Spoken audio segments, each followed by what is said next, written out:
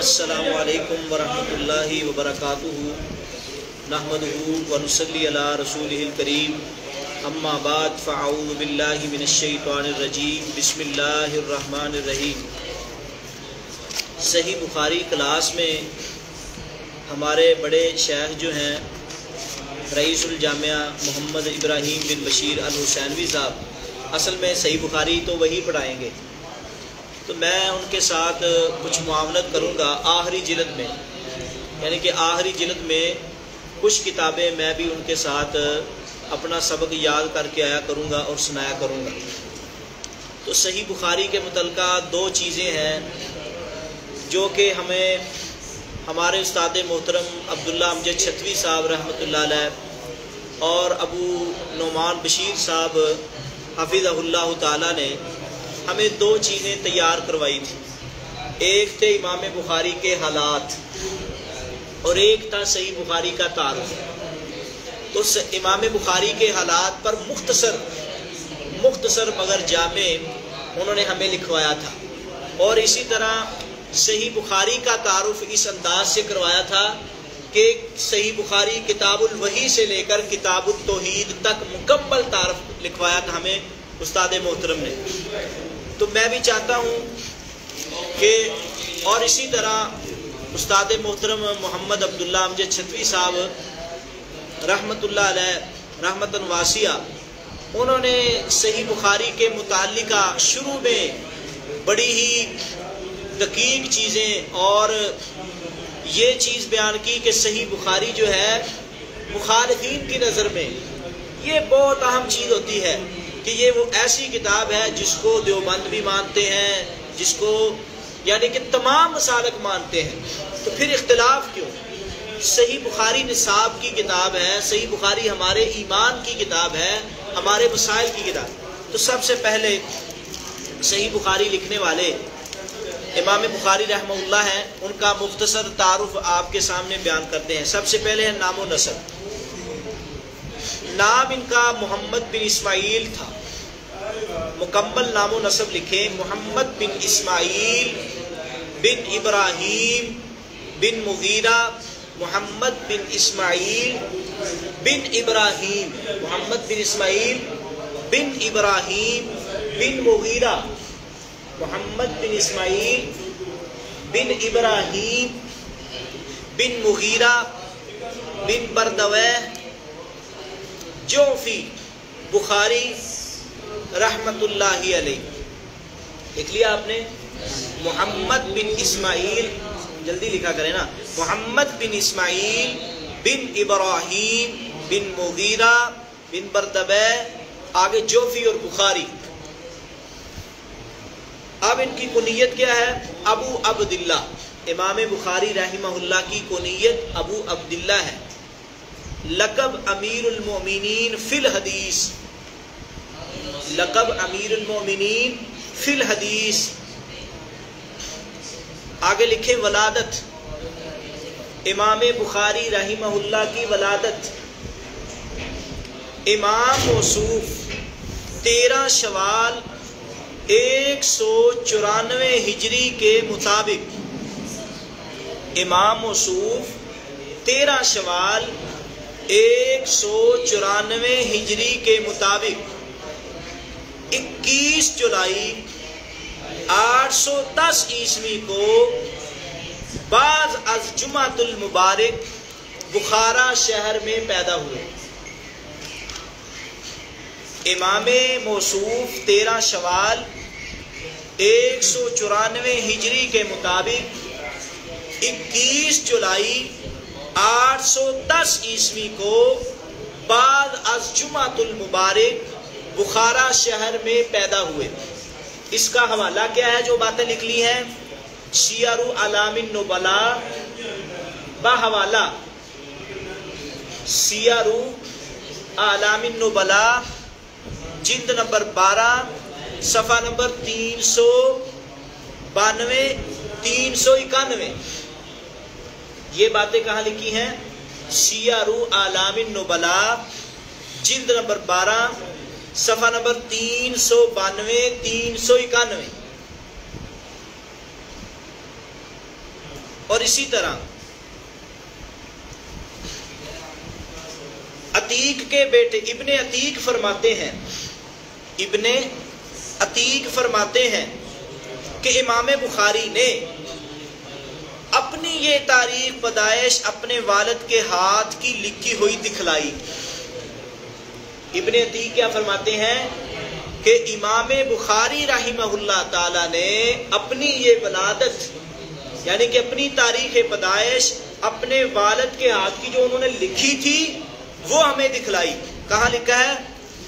خدساری مقدمہ فتح الباری، خدساری مقدمہ فتح الباری صفحہ نمبر 659 659۔ آگے ہے بخارا کا محل وقوع، بخارا کا محل وقوع۔ اسلامی تاریخ میں یہ شہر بھی بہت اہمیت کا عمل ہے، کیونکہ کوئی ایسا شہر یہ نہیں کہ جہاں اسلامی لوگ بستے ہوں، مدارس موجود نہ ہو اور مدارس میں صحیح بخاری کی کتاب نہ پڑھائی جائے۔ تو اسلامی تاریخ میں یہ شہر بہت اہمیت کا عمل ہے۔ اسلامی تاریخ میں یہ شہر بہت اہمیت کا عمل ہے۔ لکھو جی، جو ماوراء النہر کے علاقہ میں لکھا کرو اپنے ہاتھ سے، جو کمی پیشی رہ جائے اس سے دیکھ کے اپنے ہاتھ سے لکھا کرو، جو کمی پیشی یہاں سے دیکھ کے لکھا۔ ہاں تو لکھنا اپنے ہاتھ سے ہے۔ اس کا فائدہ ہوتا ہے کہ جو چیز ہاتھ کے نیچے آ جاتی ہے وہ پہلے ذہن پہ آتی ہے پھر ہاتھ سے نکلتی ہے جی۔ تو جب بھی آپ زندگی میں یاد کرنا چاہیں، پڑھنا چاہیں تو آپ کے پاس چیز محفوظ ہے۔ دیکھیں جی، اسلامی تاریخ میں یہ شہر بھی بہت اہمیت کا حامل ہے، جو ماوراء النہر کے علاقہ میں خراسان کا قدیم اور مشہور شہر۔ یہ کس کا شہر ہے؟ خراسان کا قدیم اور مشہور شہر ہے۔ یہ دریائے جیہون یا دریائے آمو علی مدہ میم آم واو آمو سے 50 کلومیٹر لکھو یہ دریائے جیہون یا دریائے آمو سے 50 کلومیٹر اور سمرقند سے 178 کلومیٹر کے فاصلے پر ہے، اور سمرقند سے 178 کلومیٹر کے فاصلے پر ہے۔ یہ شہر تقریباً 60 مربع کلومیٹر کی وسعت میں ہے۔ یہ شہر تقریباً 60 مربع کلومیٹر کی وسعت میں ہے۔ اس کے باہر ایک بڑی فصیل بھی تھی جو 100 مربع کلومیٹر کے رقبے کو گھیرے ہوئی تھی۔ یہ شہر کتنا تھا؟ 60 مربع کلومیٹر کی وسعت میں ہے، اور اس کے باہر ایک بڑی فصیل بھی تھی جو 100 مربع کلومیٹر کے رقبے کو گھیرے ہوئی تھی۔ آگے جی، امام بخاری رحمہ اللہ کے والد گرامی، ان کا تذکرہ۔ امام بخاری رحمہ اللہ تعالی کے والد گرامی کا تذکرہ۔ خاموش ہو جاؤ بھائی۔ امام بخاری رحمہ اللہ تعالی کے والد کا نام اسماعیل تھا۔ امام بخاری رحمہ اللہ کے والد کا نام اسماعیل، کنیت ابو الحسن تھی۔ امام بخاری رحمہ اللہ کے والد کا نام کیا تھا؟ اسماعیل، کنیت کیا تھی؟ ابو الحسن تھی۔ یہ بلند مرتبہ کے محدث اور امام مالک رحمہ اللہ کے شاگردوں میں ہیں۔ یہ بلند مرتبہ کے محدث اور امام مالک رحمہ اللہ تعالی کے شاگردوں میں سے ہیں۔ جس کے شاگردوں میں سے امام بخاری کے والد گرامی امام مالک، امام مالک رحمہ اللہ تعالی کے شاگردوں میں سے ہیں جی۔ توجہ سے لکھو، امام بخاری رحمہ اللہ تعالی نے التاریخ الکبیر، یہ ان کی کتاب ہے، جلد نمبر 1 صفحہ نمبر 342 پر لکھا ہے۔ امام بخاری نے التاریخ الکبیر جلد نمبر 1 صفحہ نمبر 342 پر لکھا ہے کہ ابو الحسن اسماعیل نے امام بخاری رحمہ اللہ تعالی نے التاریخ الکبیر جلد نمبر 1 صفحہ نمبر 342 پر لکھا ہے کہ ابو الحسن اسماعیل نے حماد بن زید کو عبداللہ بن مبارک سے دونوں ہاتھوں سے مصافحہ کرتے ہوئے دیکھا. اپنے والد کو کس کو دیکھا؟ کہ حماد بن زید کو عبداللہ بن مبارک سے دونوں ہاتھوں سے مصافحہ کرتے ہوئے دیکھا. اور امام بخاری کے والد نے اپنی وفات کے وقت فرمایا تھا، یعنی میرے مال میں حرام تو دور کی بات ہے، حرام کا شبہ تک بھی نہیں ہے. جو کمائی میں نے اپنے بیٹے پر لگائی ہے حرام تو دور کی بات ہے، حرام کا شبہ بھی نہیں ہے. یعنی کہ جو والدین اپنی اولاد پہ حلال کی کمائی لگاتے ہیں ان کی اولاد کیا ہوتی ہے؟ نیک. والدین کی فرما بردار، ان کے لیے زندگی آخرت میں صدقہ جاریہ. اگر حرام کی کمائی ہو تو پھر نافرمان، گھر میں بے سکونی، اولاد نافرمان گھر میں بے سکونیاں ہوتی ہیں. تو یہ کہاں لکھا ہے؟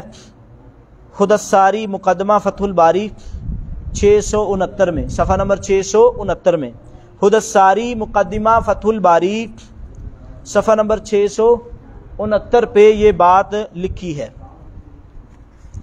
آگے جی، امام احمد بن حفص فرماتے ہیں، امام احمد بن حفص فرماتے ہیں کہ میں امام بخاری کے والد کی وفات کے وقت موجود تھا اور ان کے پاس انہوں نے جب یہ کہا تھا میرے مال میں حرام یا مشکوک آمدنی کا درہم تک نہیں، تو میں نے اپنے دل میں بڑی خفت محسوس کی کہ یہ دعویٰ نہیں کر سکتا کوئی بھی.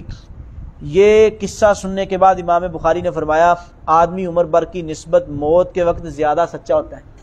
بھائی جا میری بات سنو، یہ بات امام بخاری کے والد نے کب کہی؟ موت کے وقت. موت قریب تھی. تو موت جب قریب ہو تو انسان جھوٹی بات کرتا نہیں، انسان وہ باتیں کرتا ہے جو 100% سچی ہوں. اس کو پتا میں اللہ کے ہاں جا رہا ہوں، اس وقت جو جھوٹ بولے ہوئے ہوں انسان ان سے بھی توبہ کرتا ہے، صرف سچی سچی باتیں کرتا ہے. یہ بات امام بخاری رحمہ اللہ تعالی نے اپنی یعنی کہ ان کے والد گرامی نے موت سے پہلے کی ہے، جس سے یہ ثابت ہوا کہ امام بخاری رحمہ اللہ تعالی کے والد گرامی نے ان کو پڑھایا، پوری دنیا کے سفر کروائے اور جو پیسہ لگایا اس میں حرام تو دور کی بات ہے حرام کا شبہ بھی نہیں چھوڑا.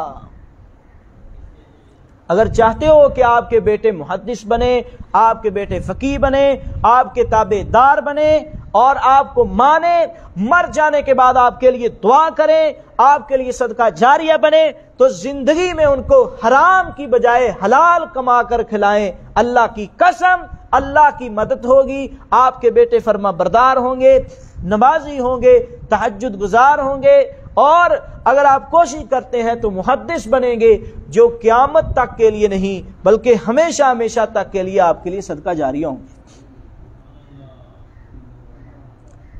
تو یہ ایک بہت بڑی بات ہے، اس کے لیے ضروری ہے. تو آگے ہے امام بخاری کی والدہ ماجدہ، کیونکہ والدین کا بڑا کردار ہوتا ہے، والدین کا بھی کردار ہوتا ہے، اساتذہ کا بھی کردار ہوتا ہے. اس لیے ہمیں پتہ چلنا چاہیے کہ امام بخاری جس کو پوری دنیا میں فقیہت حاصل ہے، امیر المومنین فی الحدیث، ایک ایک چیز دیکھیں بالکل صاف جائے گی. یہ دیکھیں امام بخاری کی والدہ محترمہ کا نام و نسب کہتے ہیں حتمی طور پر معلوم نہیں ہو سکا، البتہ یہ معلوم ہوا کہ وہ انتہائی عبادت گزار تھی، انتہائی نیک تھی، انتہائی عابدہ تھی اور انتہائی زیادہ ذکر و اذکار میں مشغول رہنے والی بلند ہمت خاتون تھی، ہر وقت اللہ کی یاد میں مشغول رہنے والی. تو یہ واقعہ جو میں اب بیان کرنے لگا ہوں اس میں بعض علماء نے اختلاف کیا ہے کہ امام بخاری رحمۃ اللہ علیہ بچپن میں کسی عارضہ کی وجہ سے آنکھوں سے نبینے ہو گئے تھے. تو اس پر ان کی والدہ نے انتہائی زیادہ عاجزی کے ساتھ انکساری کے ساتھ دعائیں کی. تو ایک رات والدہ نے خواب میں حضرت ابراہیم علیہ السلام کو دیکھا کہ وہ انہیں فرما رہے تھے کہ تمہارے رونے اور کثرت کی وجہ سے اللہ نے تیرے بیٹے کی آنکھوں کو بحال کر دیا ہے. تو نور واپس لٹا دیا. تو صبح بیدار ہوئی تو واقعی امام بخاری خوبصورت آنکھوں کے ساتھ بینا ہو چکے تھے. تو یہ بات لکھی سیرت البخاری از مبارک پوری کے صفحہ نمبر 35 پر. علامہ ظہیر رحمۃ اللہ علیہ شہید ملت، یہاں یہ بات کہنا چاہتا ہوں، والدین کی دعائیں بڑی قبول ہوتی ہیں. علامہ احسان علی ظہیر بھی فرماتے ہیں ایک دفعہ میرا ایک بھائی بیمار ہو گیا اور یہاں تک صورتحال پہنچ گئی کہ محلے کی عورتیں آئیں اور میری والدہ سے کہنے لگی کہ اب حاجی صاحب گھر میں نہیں ہے، اس کو جاؤ کسی چھپڑ پہ نہلا کے لاؤ. تو کہنے لگے میری والدہ نے اس وقت مصلے پہ وضو کیا، مصلے پہ آ کے بیٹھ گئیں اور اللہ سے التجا کرنا شروع کر دی کہ اللہ آج تو لوگ تیری توحید کے اوپر بھی وار کرنے کے لیے تیار ہوئے پڑے ہیں. اللہ تیری توحید کے اوپر انہوں نے باتیں کرنا شروع کر دی ہیں. تو کہنے لگے والدہ نے دعا کی اللہ اگر تو میرے بیٹے کو شفا نہیں دے گا تو میں اپنے ہاتھوں کو نیچا نہیں کروں گی. تو کہنے لگے ابھی میری والدہ کے ہاتھ نیچے نہیں ہوئے تھے، میرا وہ بھائی جو اپنی چارپائی سے اٹھ نہیں سکتا تھا وہ اٹھ کے واش روم جا کے اس کے بعد وضو کر کے والدہ کے ساتھ مصلے پہ کھڑا ہو گیا. یہ واقعہ میں نے خود سنا ہے علامہ صاحب سے، ان کی کیسٹ سے میں نے خود سنا ہے یہ واقعہ. اگر چاہتے ہو کہ کامیابی حاصل کرو تو نبی علیہ الصلوۃ والسلام کا فرمان بھی ہے کہ والدین اور محسنین جو ہوتے ہیں اساتذہ کرام، ان کی دعا ان کی اولاد کے حق میں قبول ہوتی ہے، رد نہیں کی جاتی. تو انسان کی تعلیم و تربیت کے لیے اپنے والدین کی دعاؤں کا اثر ہونا ضروری ہے. تو یعنی کہ تعلیمی میدان میں والدین کی ذمہ داری کیا ہے؟ پیسہ خرچ کریں. اور کاموں میں پیسہ خرچ کرتے ہیں، اپنی دینی تعلیم پڑھانی ہے پیسہ خرچ کریں، حرام کی کمائی نہ ہو، حلال کی کمائی. اور اس کے بعد اپنی اولاد کے لیے دعائیں کریں اور انتہائی عاجزی کے ساتھ، توجہ کے ساتھ اور انتہائی یعنی کہ انکساری کے ساتھ دعائیں کی جائیں اپنی اولاد کے لیے. تو اللہ کی قسم یہ اولاد جو ہے یہ امام بخاری جیسے محدث بن سکتی ہے آج بھی. تو یہ یعنی کہ بات بتلانے کا مقصد یہ ہے، جتنی بھی آپ بڑی شخصیات کو دیکھیں گے ان کے پیچھے ان کے والدین کی دعائیں. جیسے سب سے زیادہ سروے کیا گیا، سب سے زیادہ جس کی تلاوت سنی جاتی ہے پورے عرب میں، پورے پاکستان میں نہیں پوری دنیا میں، وہ دیکھا گیا تو اس کا نام تھا عبد الرحمن السدیس. تو انہوں نے بھی اپنا واقعہ بیان کیا کہ ہمارے گھر میں مہمان آئے ہوئے تھے، کھانا میری والدہ نے لگا دیا اور بچپن تھا، چھوٹا تھا میں نے مٹی پکڑی اور کھانے میں ڈال دی. میری والدہ غصے ہوئی اور غصے میں مجھے دعا دی کہ اللہ میرے بیٹے کو امام کعبہ بنا دے. کہنے لگے اس کے بعد اللہ تعالیٰ نے مجھ میں اتنی صلاحیتیں پیدا کر دیں کہ میں آج امام کعبہ ہی نہیں ہے بلکہ حرمین مکہ مدینہ کے امیر بنا دیے گئے عبد الرحمن السدیس. سمجھ میں کیا آتی ہے بات کہ والدین کی دعائیں ہوتی ہیں جتنی. اگر آپ دیکھتے ہیں ڈاکٹر ذاکر نائک صاحب کو، تو ڈاکٹر ذاکر نائک بھی ان کی والدہ نے ان کا ایک ذہن ان کو دیا. اس نے کہا بیٹا کیا بننا چاہتے ہو؟ اس نے کہا میں ڈاکٹر بننا چاہتا ہوں. ڈاکٹر بننا چاہتے ہو یا عالم دین؟ اس نے کہا ڈاکٹر. والدہ نے کہا نہیں، ایک ڈاکٹر نہیں لاکھوں کروڑوں ڈاکٹر ہوں اور ایک عالم دین کی جوتی سے اڑنے والی خاک کا بھی مقابلہ نہیں کر سکتے. آج دیکھو کہ اللہ نے ڈاکٹر ذاکر نائک کو کتنی زیادہ عزت دی ہے. اتنی سیکورٹی، لاکھوں کی تعداد میں لوگ ایک ایک مجمع میں سنتے ہیں اور ہزاروں کی تعداد میں لوگ مسلمان ہوتے ہیں. یہ کس لیے ہے؟ یہ والدین کی دعاؤں کے ساتھ ہے. اگر دیکھتے ہیں عبد القادر جیلانی رحمۃ اللہ علیہ کا بڑا نام ہے، تو عبد القادر جیلانی رحمہ اللہ کی والدہ بھی جب ان کو الوداع کیا کرتی تھی، اور ایک دفعہ کا ان کا واقعہ ہے، والدہ کے وہ بڑے فرما بردار تھے اور والدہ ان کے لیے دعائیں کرتی تھی، اللہ میرے بیٹے کی حفاظت فرمانا، بیٹا رستے میں جھوٹ نہیں بولنا۔ تو عبد القادر جیلانی رحمۃ اللہ علیہ نے کیا کیا، چور آ گئے، چوروں نے ساری تلاشی لی، کچھ نہ نکلا، تو یہ جیسے میری واسکٹ ہے، واسکٹ کے ادھر انہوں نے والدہ نے پیسے ڈال کے اس کو سی دیا تھا۔ تو انہوں نے پوچھا بیٹا آپ کے پاس کوئی چیز ہے؟ اس نے کہا ہے۔ انہوں نے کہا کہاں سے؟ میری اس یعنی کہ واسکٹ وغیرہ میں۔ انہوں نے تلاشی لی، کچھ نہ نکلا۔ اس نے کہا بھی کیا ہے؟ ہم نے تلاشی لی۔ اس نے کہا یہاں یہ پھاڑو، وہاں میری والدہ نے پیسے۔ اس نے کہا بھی تو ہم سے چھپا سکتا تھا، تو نے چھپایا کیوں نہیں؟ تو کہا تھا میری والدہ نے مجھے کہا تھا، امام کائنات جناب محمد رسول اللہ صلی اللہ علیہ وسلم نے فرمایا ان الصدق ینجی والکذب یہلک، سچائی انسان کو نجات دیتی ہے اور جھوٹ انسان کو ہلاک کر دیتا ہے۔ چوروں نے کیا کیا؟ پیسے بھی واپس کیے اور کہا کہ ایک بچے کا اللہ پر اتنا زیادہ یقین ہے تو ہمیں کیوں نہیں اللہ پہ یقین ہونا چاہیے، چوری سے نجات، پیسے واپس کرنے۔ تو یہ بات یہاں بات آئی تھی، میں کہہ رہا ہوں کہ اگر آپ چاہتے ہیں کامیابی، اپنی یعنی کہ اپنے والدین کی، اپنے اساتذہ کی دعاؤں کو ضرور سامنے رکھیے۔ صرف انسان قابل ہو اور والدین اور اساتذہ کا نافرمان ہو تو انسان نہیں چل سکتا۔ اللہ رب العزت ہمیں بھی امام بخاری رحمہ اللہ جیسا محدث بنائے اور ان کی صحیح بخاری کو پڑھنے کی اللہ توفیق عطا فرمائے۔ السلام علیکم۔